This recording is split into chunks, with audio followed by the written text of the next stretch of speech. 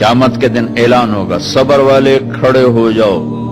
एक छोटी सी जमात खड़ी होगी मर्दों औरतों की, चलो जन्नत में जाओ। अब अल्लाह उनको ना हाईलाइट करना चाहते हैं, तो आगे फरिश्ते बैरियर पे रोक लेंगे, भाई रोको भाई, आप लोग कहां जा रहे हैं? जन्नत में जा रहे हैं। और कहां जा रहे हैं? अरे भाई अभी तो हिसाब ही नहीं शुरू हुआ, तुम्हें किसने कहा जन्नत में जाओ? पहले हिसाब दो फिर जाना जन्नत में। वो भाई हमारा हिसाब है ही नहीं, हम बेहिसाबे लोग हैं। अरे आप कौन लोग हैं? अब फरिश्तों में इनमें मुकालमा हो रहा है, अरे भाई आप कौन लोग? अब सारा मैदान सुन रहा है, अब कौन लोग हैं? वो कहेंगे जानते नहीं हो, हम सब्र वाले हैं, सब्र वाले हैं। हो अच्छा भाई बैरियर हटाओ, बैरियर हटाओ।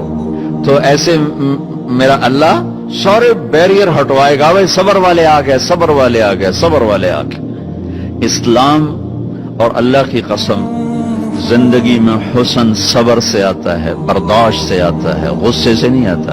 अगर आखिर आपकी फैमिली है, आप घरों वाले हैं, आप दफ्तर वाले हैं, अगर अपने घरों में खुशियां देखना चाहते हैं तो अपने अखलाक ठीक कर लें, बर्दाश्त करना सीख लें, माफ करना सीख। ये दो वो सिफात हैं जिस पर आपका घर आबाद, आपके बच्चे खुश, आपकी बीवी खुश, बीवी का खामिद खुश, बहन भाई खुश, माँ बाप खुश।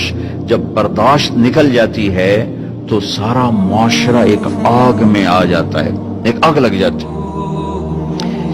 और मेरे नबी ने फरमाया ईमान क्या है? सब्र करना और माफ करना।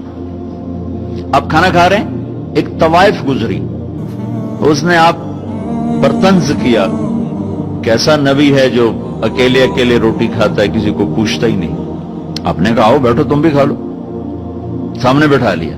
अब वो तो आपको खाली टॉन्टिंग कर रही थी, तो उसने आपको मजीद चिढ़ाने के लिए कहा मैं ऐसे नहीं खाऊंगी, जो तेरे मुंह में है ना वो निकाल के मुझे खिला। उसके ख्याल तक अब ये कहेंगे तुम 2 लितर मारो दोनों बाहर कटो, कि ये कह रही मेरे मुंह का खिला। और होना भी यही चाहेगी कि कैसी बदतमीज औरत है, कह रही जो तेरे मुंह में वो मुझे निकाल के खिला। पर मैं अपने नबी के अखलाक पे कुर्बान जाऊं। हमने कहा मैं हाजिर हूं। वो जो नवाला मुंह में था वही आपने निकाला और अपने हाथों से उसके मुंह में डाल दिया।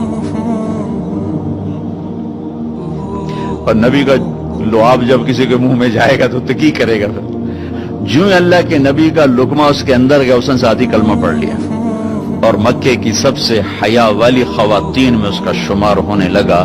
ये मेरे नबी की जिंदगी है, माफ करना, दरगुजर करना।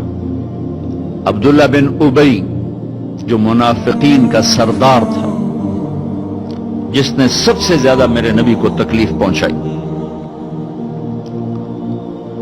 अल्लाह के नबी पानी पी रहे थे, उनके बेटे ने कहा या रसूल अल्लाह थोड़ा पानी बचा दें। उनका बेटे पक्के मुसलमान थे। क्या करोगे? कहा मेरा बाप शायद पी के मुसलमान हो जाए। हमें कह लो, वो गिलास लेकर आए, अब्बा ये पानी पी लो। क्या है? कि अल्लाह के नबी का बचा हुआ पानी है, पी ले, शायद तेरे अंदर ईमान आ जाए। कहने लगा जाओ वहां से किसी का पेशाब ले आओ, मैं वो पी लूंगा, ये नहीं पीऊंगा। तुमको इतना गुस्सा आया, वापस आया, या रसूल अल्लाह ये पक्का मुनाफिक है, बदबख्त, मुझे इजाजत दे मैं इसकी गर्दन उड़ाता हूं। आपने कहा तेरा बाप है, जाओ उसकी खिदमत कर।